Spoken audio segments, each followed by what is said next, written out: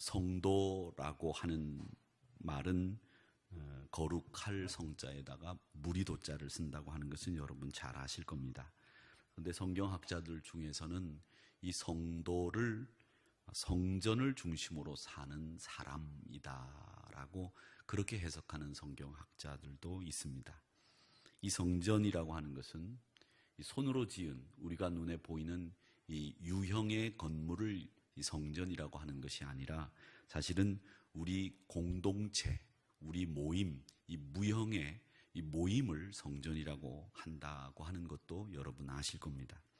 그래서 이 성전이라고 하는 것은 사실은 이 유형의 건축물이 아니라 하나님의 다스림과 성령의 지배하에 있는 사람들이 모여 있는 그 사람들을 우리는 성도라고 그렇게 부릅니다. 그러니까 여러분들이 어디에 계시든지 간에 주님의 다스림을 받는 가운데 계신다면 그 영역이 성전이 아니라고 할지라도 주님의 다스림을 받는 그 영역이 바로 여러분들에게는 성전이 될 수 있고 그분들이 바로 성도라고 말할 수 있습니다. 이 시편 65편은 우리 성도들이 사실은 가장 좋아하고 가장 사랑해야 되는 시편이고 아주 우리 성도들에게 복을 주시마 약속하신 대표적인 말씀이 이 시편 65편의 말씀입니다. 많은 시편들이 읽어보면 탄식이 있습니다. 회개가 있습니다.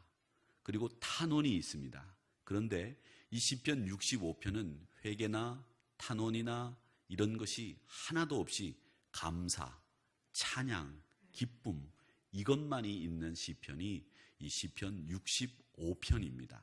그래서 여러분들이 만약 즐거운 마음으로 기쁜 마음으로 하나님을 찬양하시고자 할 때는 이 시편 65편만큼 좋은 말씀이 없습니다. 하나님 앞에 찬양하고 기쁨으로 나서는 이 시편 65편이야말로 가장 우리 성도들이 하나님의 은혜를 잘 드러내는 시편이다 이렇게 보시면 되겠습니다. 그리고 이 시편들을 보면 다 우리가 눈여겨보아야 될 대목들이 있습니다. 어떤 글이든지 그 글을 읽어보면 그 글의 주제가 되는 핵심 단어가 있습니다. 그리고 어떤 글이든지 그 글을 읽어보면 그 글에서 가장 중요하게 우리가 보아야 될 문장이 있습니다. 그렇듯이 이 시편 65편도 우리가 가장 눈여겨보아야 될 문장이 있는데 그 문장이 10절의 말씀입니다. 이 10절의 말씀은 오늘 아주 말씀을 잘 읽어주셨는데 한번 다시 같이 읽어보도록 하겠습니다. 시작. 주께서 밭고랑에 물을 넉넉히 내사 이 이랑을 평평하게 하시며 또 담비로 부드럽게 하시고 그 싹에 복을 주시나이다. 아멘. 이 복이 여러분의 복이 되기를 주님의 이름으로 축원합니다. 그런데 이 말씀을 왜 시편 65편을 읽으면서 우리가 유의해서 보아야 되는 말씀이냐 그 이유를 제가 설명을 좀 해드리겠습니다. 이 말씀을 보면 그냥 밭고랑에 물을 넉넉히 대주시고 이랑을 평평하게 해주시고 담비로 부드럽게 땅을 만들어 주시고 그 땅에서 올라오는 싹에 복을 주시면 좋겠습니다. 찬양이고 감사고 또 소망인데 이 시편 65편 10절의 말씀이 왜 65편을 읽을 때에 우리가 유의하고 봐야 될 말씀이냐 그 이유를 우리가 알자는 겁니다. 먼저 우리가 이 말씀을 이해하기 위해서 이 말씀을 좀 계속 띄워주시기 바랍니다. 이 말씀을 이해하기 위해서 우리가 이스라엘 백성들의 삶을 이해할 필요가 있습니다. 이스라엘 사람들의 삶은 그 사람들의 삶의 특징이 뭐냐면 유목민입니다. 유목민이라고 하는 사람들은 어떤 사람들이냐면 양을 치고 염소와 솥대를 데리고 다니면서 그 솥대와 염소대를 불려나가면서 부를 축적하고 그 고기와 부산물로 자기 삶을 영위하는 사람들, 이런 사람들을 유목민이라고 부릅니다.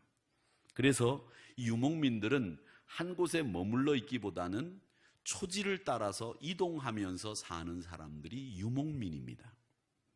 그런 특징 때문에 이스라엘 백성들은 하나님 앞에 제사를 드릴 때도 소나 염소, 비둘기 이런 것을 가지고 제사를 드렸습니다.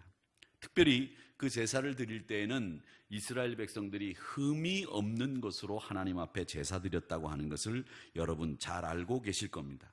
그러니까 이스라엘 백성들에게 있어서는 유목민이기 때문에 애초에 이 사람들에게는 농사라고 하는 개념이 없습니다.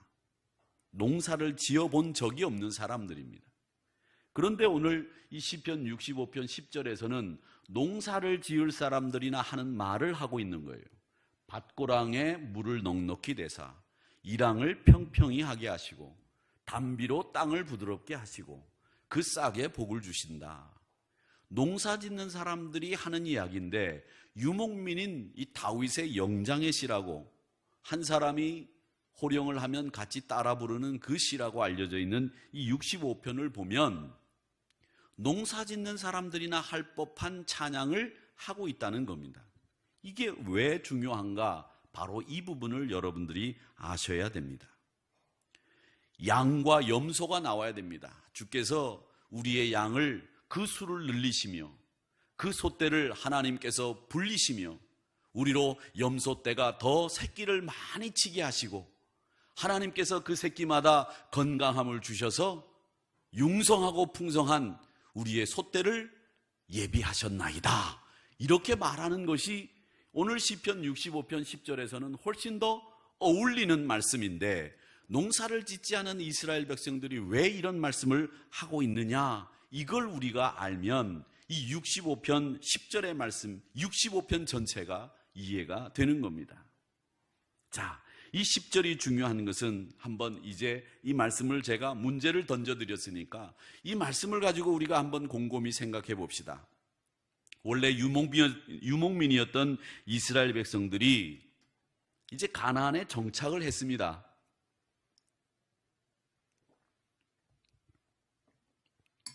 그런데 이 가나안에는 누가 살고 있었느냐 하면 가나안 원주민들이 살고 있었습니다.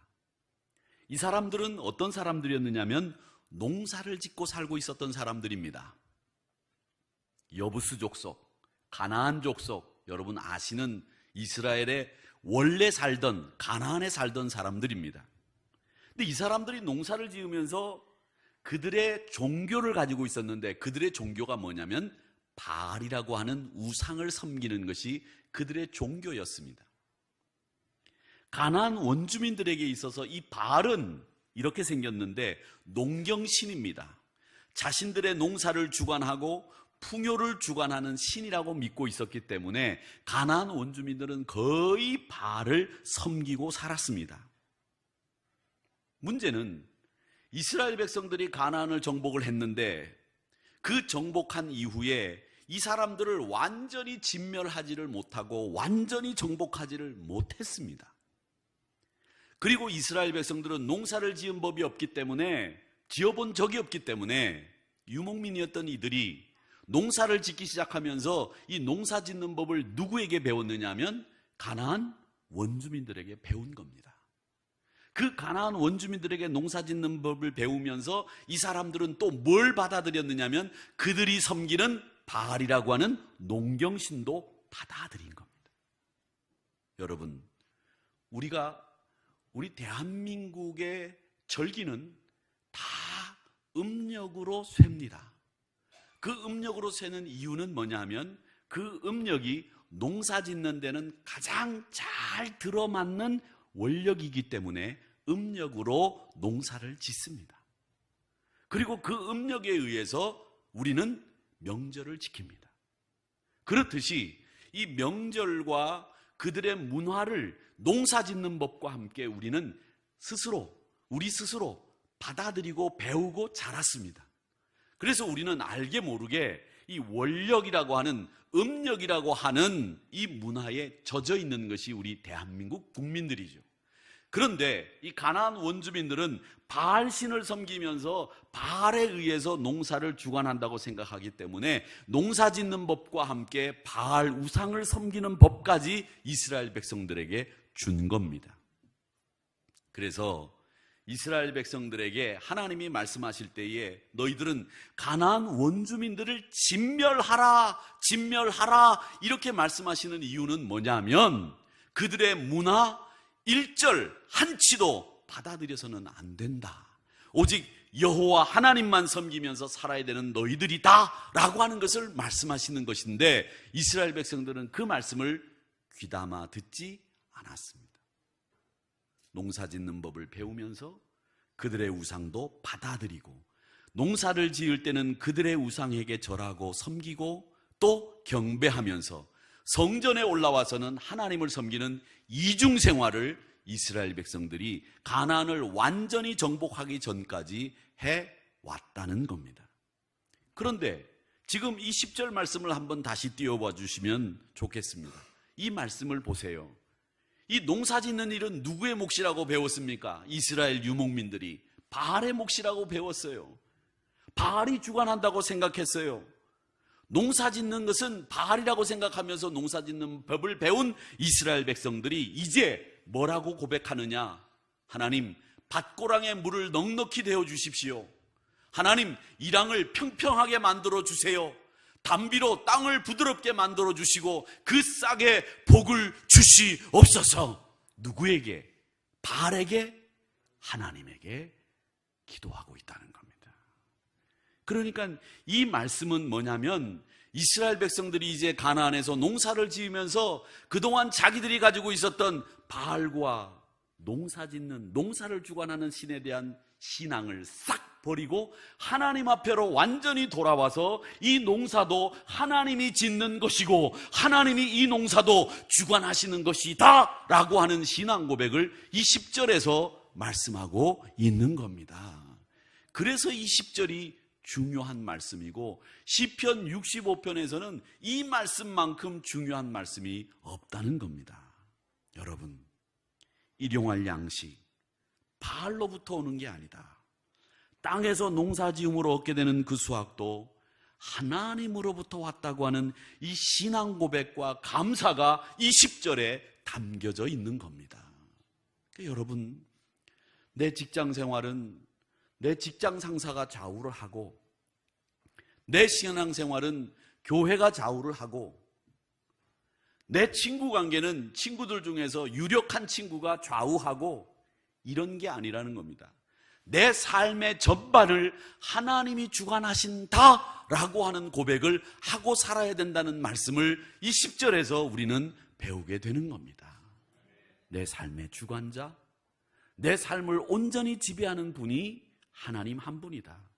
그건 교회 생활뿐만 아니라 내 모든 삶의 전반을 하나님이 주관하신다라고 하는 고백을 해야 된다는 말씀이 바로 이 10절 말씀에서 우리가 배우게 되는 겁니다.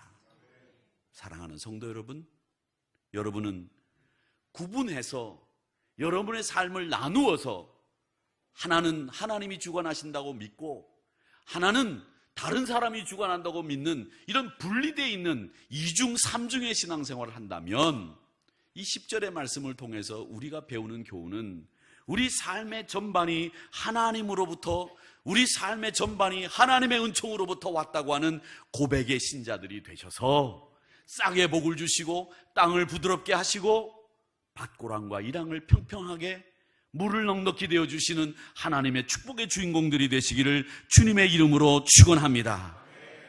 여러분의 신앙생활만 주관하시는 분이 아니에요.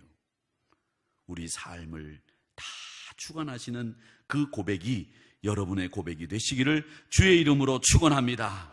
그 고백 가운데 나오는 이 시편 65편을 보면 이 다윗이 뭐라고 고백하느냐 2절 한번 보시기 바랍니다. 2절에 뭐라고 얘기하느냐 하면 같이 읽어볼까요? 시작. 기도를 들으시는 주여 모든 육체가 주께 나아오리이다. 아멘. 또 4절에 보면 주께서 택하시고 가까이 오게 하사 주의 뜰에 살게 하신 사람은 복이 있습니다. 우리가 주의 집, 주의 성전의 아름다움으로 만족하리이다. 그렇게 말합니다. 다윗은 하나님을 찬양하는 사람은 자신의 생명을 하나님 앞에 드리고 성전에 거하는 사람이라고 생각했어요. 구원받은 성도의 생명은 하나님의 것이고 그 성도의 삶은 하나님이 덤으로 주신 거라고 생각했어요. 저는 아직도 그 말씀을 기억합니다. 제가 처음 목회를 시작했을 때 저희 동기 3명이 같은 지방에 똑같은 사이즈의 교회에 부임을 했습니다. 나중에 2 친구가 더 와서 저희 지방회에 5명의 동기가 목회를 했어요. 근데 그 목회를 하던 중에 한 친구가 자기 아들하고 교통사고로 세상을 떠났습니다. 딱 33살에 세상을 떠났어요. 그때 친구들 중에서 한 명인 목사가 저한테 그런 얘기를 했어요. 장용아, 우리가 예수님만큼 33살만큼 살았다면 그 이후로는 하나님이 덤으로 주신 삶이다. 그렇게 생각하고 살자. 그 말을 했던 것이 요즘 다시 기억이 납니다. 여러분, 생명은 주님으로부터 오신 것이고 그리고 우리의 삶은 하나님이 덤으로 주신 삶이에요. 그래서 고린도전서 6장 19절 20절에 보면 너희 몸은 너희가 하나님께로부터 받은 바 너희 가운데 계신 성령의 전인 줄 알지 못하느냐. 너희는 너희 자신의 것이 아니라 값으로 산 것이 되었으니 그런즉 너희 몸을 하나님께 너희 몸으로 영광을 돌려야 된다. 그렇게 말씀하셨어요. 우리의 생명이 하나님으로부터 왔습니다. 우리의 몸은 우리 것이 아니고 성령님이 계신 성령님의 집이라는 거예요. 그래서 우리 몸을 함부로 굴리면 안 되는 거예요. 하나님의 영광을 위해서 쓰임받도록 해야 됩니다. 하나님의 영광을 위해서라면 자기 권리와 자기의 뜻을 포기하라고 하시는 거예요. 생명의 주인이신 하나님을 향해서 우리는 이런 고백을 분명히 할 수 있기를 축원합니다. 나는 하나님의 것입니다. 이런 고백이어야 돼요. 부산에 가면 어린이 대공원 이렇게 넘어가면 이제 사직동이라고 하는 곳이 나오는데 그 사직동이라고 하는 곳을 이렇게 내려가다 보면 오른쪽에 옛날 큰 고깃집이 있는데 그 고깃집을 어느 교회가 샀어요. 고깃집을 산 교회가 우리나라에 큰 고깃집을 산 교회가 2개가 있다고 하는 유명한 이야기가 있습니다. 하나가 이 풍성한 교회라고 하는 부산의 교회가 큰 고깃집이 망하는 걸 사서 교회로 쓰고 있습니다. 그 다음에 대전에 가보면 유명한 선화감리교회라고 하는 교회가 있는데 그 교회가 유성으로 나가는 큰 길에 고깃집을 사서 그 교회를 옮겨갔어요. 근데 이 풍성한 교회는 유명한 프로그램이 있습니다. 2날개라고 하는 프로그램으로 이 풍성한 교회가 많은 부흥을 일으킨 교회입니다. 그 교회가 건강한 교회 회복을 위해서 대그룹 예배와 소그룹 모임의 균형을 잘 맞추려고 애를 쓰면서 복음의 절대 능력과 제자를 삼는, 세계 선교를 위해서 제자를 삼는 이 2가지 일을 2날개로 생각을 하고 이걸 철저하게 가르칩니다. 제가 첫 번째 컨퍼런스를 이 풍성한 교회가 열 때에 그 해운대 백스코에서 열었는데 거기에 참여를 해서 그 2날개 컨퍼런스를 배운 적이 있습니다. 근데 그 목사님이 강의를 하시는 중에 이런 얘기를 하는 거예요. 컨퍼런스를 돕는 도우미들이 3박 4일 동안 휴가를 내고 그 일을 돕는다는 거죠. 그리고 그 교회는 중직자들은 회사를 다니면 안 된대요. 장로님, 권사님, 여전도 회장님들은 다 회사를 그만두고 그 일을 끝날 때까지 전적으로 교회를 위해서 헌신해야 된다는 거예요. 저는 깜짝 놀랐습니다. 어떤 그런 교회가 있을 수 있는가? 주님을 위한 봉사라고 하는 확고한 신앙의식이 있으면 된다는 거예요. 생활을 책임지시는 하나님이 있다고 하는 것을 믿으면 된다는 거예요. 저는 근데 아직까지도 그 목사님만큼 확신이 있지를 않아서 저는 교인들에게 그걸 말해본 적 없습니다. 그런데 그분은 그런 확고한 의식을 가지고 봉사와 헌신은 주를 위한 것이기 때문에, 사람을 위한 것이 아니기 때문에 봉사와 헌신을 위해서라면 우리가 그런 훈련을 시킬 수 있습니다. 이렇게 자신 있게 이야기하는 것. 나는 모두 주님의 것입니다 라고 하는 이 고백이 없으면 헌신자가 될 수 없다. 이런 확고한 신앙의 의식이 그 목사님에게 있으셨어요. 그 대쪽 같은 그분의 믿음의 화치가 그 풍성한 교회를 만들었구나. 저는 그런 생각을 해봤습니다. 우리가 그렇게까지는 하지 못한다고 할지라도 내가 모든 것이 주님께로부터 왔습니다라고 하는 이런 고백이 있다면, 나의 모든 것이 주님의 것이라고 하는 고백이 있다면, 우리는 우리의 받은 은총을 감사하며 찬양하며, 여러분들이 오늘 이 시편 65편 10절의 고백처럼 고랑과 이랑을 평평하게, 물을 대어 넉넉하게, 그리고 단비를 주어 부드럽게 싸게 복이 나게, 복이 넘치도록 만들어주시는 하나님의 축복이 임하게 될 줄로 믿습니다. 그리고 여러분, 오늘 이 시편 65편에 나오는 감사와 찬양은 어떤 성도들이 가능할까? 여러분, 어떤 성도들이 이 축복의 감사와 기쁨이 넘칠 수 있느냐?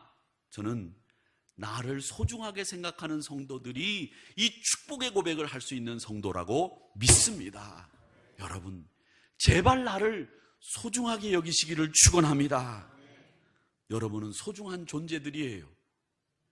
재벌 회장이라고 해서, 대통령이라고 해서, 유명한 사람이라고 해서 소중한 존재가 아니라 여러분 한 분 한 분은 정말 소중한 분들이에요. 한번 우리 같이 합시다. 나는 소중한 사람이다.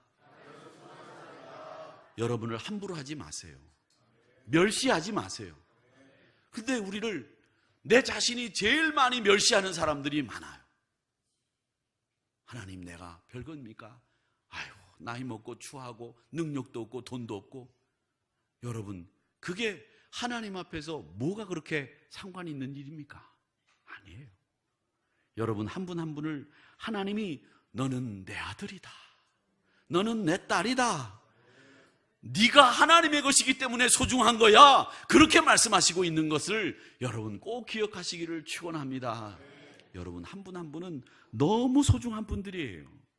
우리 삶을 너무 세밀하게 살피시고 가장 선하게 인도하시고 마침내 천국의 새 집에서 행복하게 살도록 만들어주시는 분이 우리 하나님이시라는 것을 믿으시기를 축원합니다. 이사야서 49장 16절의 말씀에 보면 하나님이 뭐라고 말씀하시냐면, 내가 너를 손바닥에 새겼고 너의 성벽이 항상 내 앞에 있다, 그렇게 말씀하셨어요. 우리의 성이 어디 있습니까? 우리의 성이 어디 있어요? 그런데 내 성벽이 하나님 앞에 있다는 말은 뭐냐면, 내가 너를 지켜주겠다는 얘기예요. 나를 막아내는 성벽이 내 눈앞에 있다, 내가 너를 지키겠다, 이 말씀이에요. 너를 손바닥에 새겼다는 거예요. 여러분, 하나님 손바닥에 여러분의 이름이 있다는 것을 잊지 마시기를 축원합니다. 그 손길로 세상 끝날까지 여러분을 잡아주시고 품어주시고 지켜주실 줄 믿습니다. 그러기에 하나님께서 사랑하는 영혼을 구하기 위해서 여러분을 붙잡아 주신 거예요. 그러니까 시편 기자가 하나님, 내 모든 것이 하나님으로부터 왔습니다, 이 고백을 하면서 찬양과 감사를 드리고 있는 겁니다. 여러분, 불평이 왜 나쁜 건 줄 아세요? 불평이 나쁜 건 하나님의 소유권을 인정하지 않는 행위이기 때문에 그래요. 내 모든 것이 하나님으로부터 왔다라고 하는 감사가 있으면 내 입에서 불평이 나올 수가 없는 거예요. 부러움, 질투, 그것도 하나님의 소유권을 인정하지 않는 행동입니다. 불평은, 부러움은, 그리고 질투는 하나님의 주권을 무시하는 태도예요. 나는 없는데 저 사람은 있네. 하나님의 주권을 인정하면 그런 말이 나올 수 없는 거죠. 그게 불평의 핵심인데, 그런 나는 지금 하나님의 주권을 인정하고 있지 않은 것이 아닌지 곰곰이 생각해 보시기를 바랍니다. 질투와 부러움? 그게 왜 생기느냐? 썩을 것 때문에, 그것에 눈을 두기 때문에 우리가 질투와 부러움이 생기는 거예요. 하나님에 대한 주권, 소유권을 인정하지 않는 태도에서부터 이런 질투와 부러움이 내 안에 생기는 거예요. 얼마나 우리 안에 질투가 많아요. 질투가. 얼마나 우리가 부러움을 많이 가지고 살아요. 얼마나 우리가 많이 부러움을 가지고 사냐고요. 재벌회장이 나와서 청문회에서 그 사람들의 이야기를 들으면서 입술이 타니까 립밤 바른 거를 보고 그 립밤이 다 팔렸다잖아요. 속으로는 부러워하면서 겉으로는 그 사람을 욕하는 이 이중적인 삶이 우리들의 모습이에요. 그거 하나를 보면서 참 씁쓸함을 느끼는 거죠. 여러분, 하나님이 주권을 인정하시면 여러분 마음속에 부러움 없어집니다. 여러분 마음속에 질투 사라집니다. 왜? 하나님이 다 알아서 우리에게 주시고 다 알아서 우리에게 넉넉하게 필요할 만큼 주시기 때문에 여러분 부러움과 질투 속에서 벗어나시기를 축원합니다. 저는 요즘 속으로 기도하면서 이런 말을 중얼거립니다. 하나님 참 잘하셨습니다. 하나님 참 잘하셨어요. 나를 어렵게 하시니 감사합니다. 저의 죄와 허물을 생각하면 이런 어려움 아무것도 아닙니다. 하나님 참 잘하셨습니다. 제가 이 기도를 요즘 계속 하고 있습니다. 저는 하나님이 저한테 너무 잘하신 것 같아요. 너무 잘하신 것 같아요. 그렇게 생각하니까 제 마음속에 알지 못하는 평안이 자리 잡아요. 하나님이 이렇게 평안을 주시는구나. 내 마음을 끊임없이 훈련하고 계시는구나. 하나님이 나에게 원하시는 게 뭘까? 낙심하지 않는 것. 내가 어떤 일을 당해도, 무슨 일을 당해도 하나님 그 어려움 참 잘하셨습니다. 저에게 바른 길 갈 수 있도록 인도하시는 하나님이시기에 저는 잘하셨습니다. 그렇게 고백합니다. 감사하고 찬양하는 자세, 그게 저에게 지금 필요한 자세이고, 하나님 앞에 잘하셨습니다 이렇게 말씀드리는 자세가 저에게 지금 필요한 자세가 아닐까, 저는 그런 생각을 합니다. 그러면서 하나님의 음성을 들어요. 하나님의 소유권을 인정하고 범사에 감사하면 하나님께서 반드시 우리 한우리교회를 복되게 만드실 것을 믿습니다. 오늘 이 말씀 속에서 저는 또 이런 생각을 합니다. 헌신에는요 반드시 열매가 따라옵니다.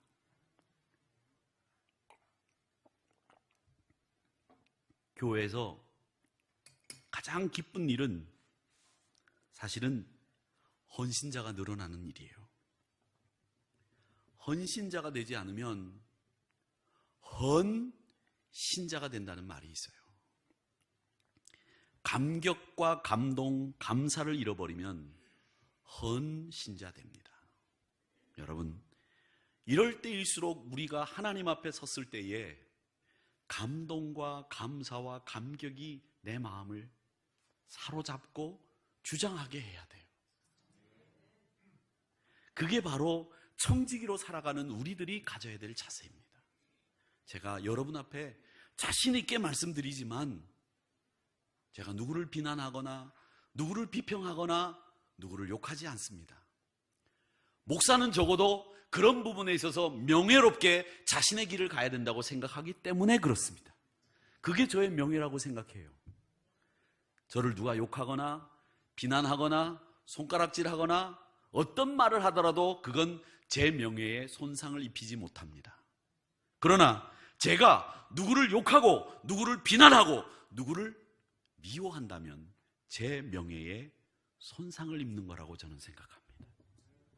그렇기 때문에 우리 믿음의 사람들은 참된 주를 위한 헌신자가 된다면 여러분 마음속에는 감사와 감격이 넘치게 될 것이고, 여러분들의 삶이 오늘 이 시편 65편의 기자의 고백처럼 멋진 성도들이 될 줄로 믿습니다. 여러분의 삶의 밭고랑에 물이 넉넉하게 되어지고 이랑이 평평해지고 담비로 그 땅이 부드러워지며 그 싹에 복이 주어지는 축복이 여러분들에게 있어지게 될 줄 믿습니다. 미국 사람들은 이런 청지기 의식, 이 의식이 굉장히 강했어요. 그래서 지금도 자녀들에게 유산 물려주지 않고 그 유산을 자선단체나 교회에 기부하는 경우가 많습니다. 하버드 대학은 여러분 잘 아시는 것처럼 존 하버드 목사님이 설립한 대학입니다. 그 목사님이 가지고 있던 책 전체를 하버드 대학 도서관에 기부를 하면서 그 하버드 대학이 시작됐는데 그 자손은 한 명도 하버드 대학 운영에 개입하지 않았습니다. 카네기 공대는 여러분 아시는 것처럼 철광왕인 앤드류 카네기라는 사람이 있는데 그 사람이 설립을 했는데 그 사람은 돈만 내고 역시 그 사람은 그 학교 일에 일체 관여를 하지 않았습니다. 시카고 대학은 록펠러가, 석유왕이라고 불렸던 록펠러가 설립을 했는데 기부할 때에 자기의 이름을 붙이지 않는 조건으로 기부했습니다. 여러분, 이 세상에서 제일 많은 것이 뭐냐, 문제가 뭐냐 하면 자기 존재를 부각시키려고 하는 사람들 때문에 겪는 경험이, 어려움이 제일 많아요. 그런데 이 하버드나 카네기나 록펠러는 자기 이름이 드러나는 순간에, 자기의 힘이 영향력을 발휘하는 순간에 잘못된다는 걸 알았기 때문에 자기 존재를 부각시키는 일에 철저하게 자제했습니다. 모든 일은 하나님의 주권하에 있다는 의식을 가지고 있었기 때문에 이런 일이 가능했다라고 하는 겁니다. 사랑하는 성도 여러분, 오늘 하나님 앞에서 늘 헌신에는 손해가 없다는 이 축복의 말씀이 여러분에게 이루어지기를 주의 이름으로 축원합니다. 그 다음에 우리가 몇 가지 단어만 한번 살펴보고 저는 오늘 이 말씀을 끝내려고 합니다. 이 말씀은 사실 좀 여러분들에게 꼭 말씀드리고 싶은 말씀이었어요. 이 말씀이, 첫 번째 말씀이 뭐냐면 9절 말씀인데 9절 말씀을 한번 같이 읽어보겠습니다. 시작. 땅을 돌보사 물을 대어 심히 윤택하게 하시며 하나님의 강에 물이 가득하게 하시고 이같이 땅을 예비하신 후에 그들에게 곡식을 주시나이다. 아멘. 근데 여러분, 이 말씀에서 땅을 돌보사라고 하는 이 말씀을 잘 보세요. 땅을 돌보사. 우리가 가지고 있는 성경은 이 개역 개정 성경입니다. 제가 가끔 설교를 할 때 이 개역 개정이 아닌 개역 성경, 우리가 전에 가지고 있던 번역 성경에 대해서 얘기를 합니다. 우리가 전에 가지고 있던 성경에는 이 땅을 돌보사라고 하는 말이 어떻게 되어 있느냐면 땅을 권고하사로 되어 있어요. 근데 이번에 우리가 이 개역 개정을 하면서 뭘로 바뀌었느냐면 땅을 돌보사로 번역이 바뀌었어요. 근데 사실 저는 목사 입장에서는 한자를 좀 아시는 분들 같으면 개역 한글 성경 땅을 권고하사라고 하는 말이 훨씬 더 본문에 가까운 번역이라고 생각을 합니다. 왜냐하면 오늘 이 말씀을 보면 이 권고하사라고 하는 말은 영어로는 visit, 방문하다, 혹은 blessing, 축복하다, 이런 뜻을 가지고 있는 말이에요. 그리고 또 돌보다, 케어라고 하는 뜻이 있는 단어예요. 그런데 이 말은 어떤 뜻이냐면 사실은 권고하사라는 말은 되돌아본다라는 말이에요. 이 말을 어떻게 성경학자들이, 매튜 헨리라고 하는 성경학자가 어떻게 해석을 해놨느냐면, 매튜 헨리가 신약을 해석을 했는데 구약을 진짜 해석했는지는 모르겠어요. 매튜 헨리라는 사람의 이름을 빌려서 주석을 달았는지 모르지만 이 사람은 이 권고라고 하는 말을 어떻게 해석을 하냐면 이렇게 해석을 해요. 어미새가 새끼를 품고 멀리 내다보는 마음, 그게 권고하사다라는 뜻이다, 이렇게 해석을 합니다.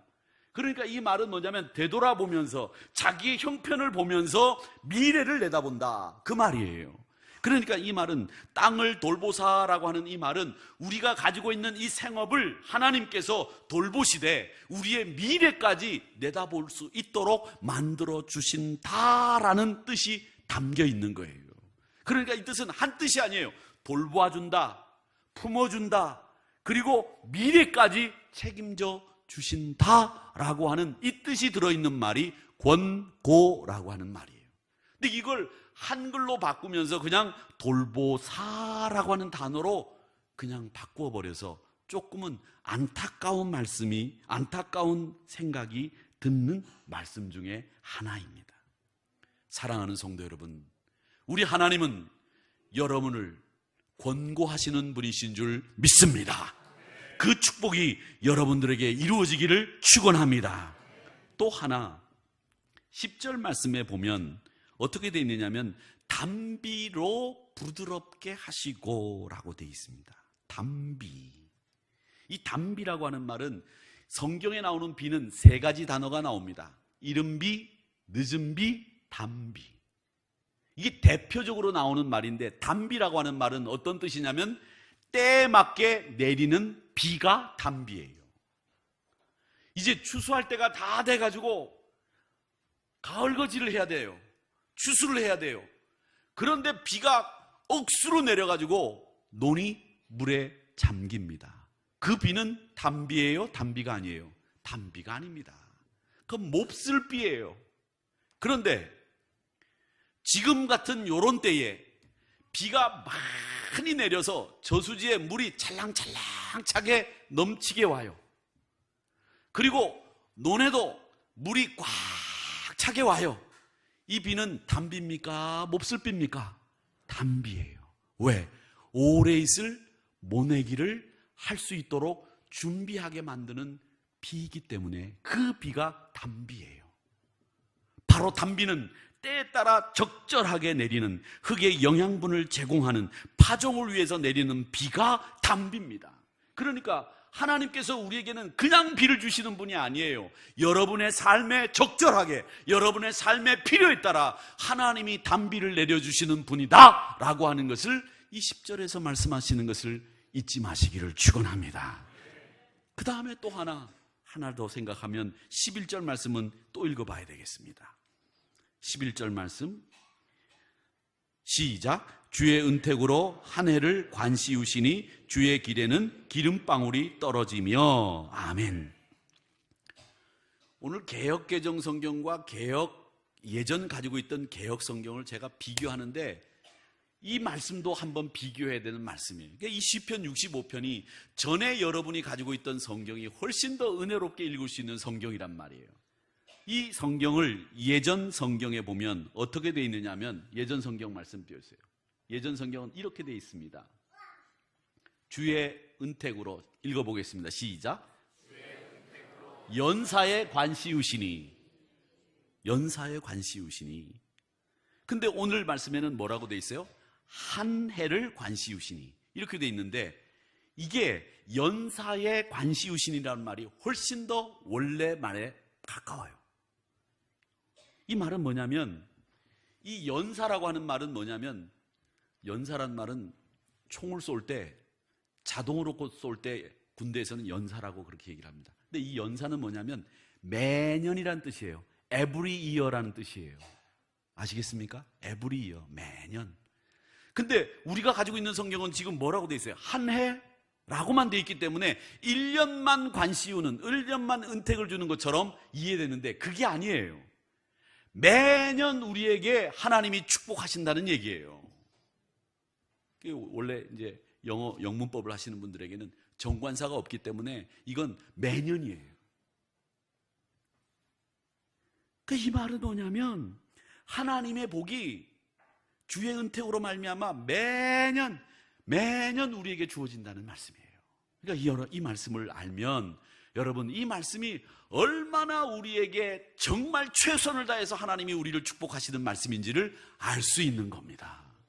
사랑하는 성도 여러분, 매년 2018년도뿐만 아니라 2019년도에도 2020년도에도 2021년도에도 매년 여러분의 삶에 하나님이 관씌우시는 축복이 임하기를 축원합니다.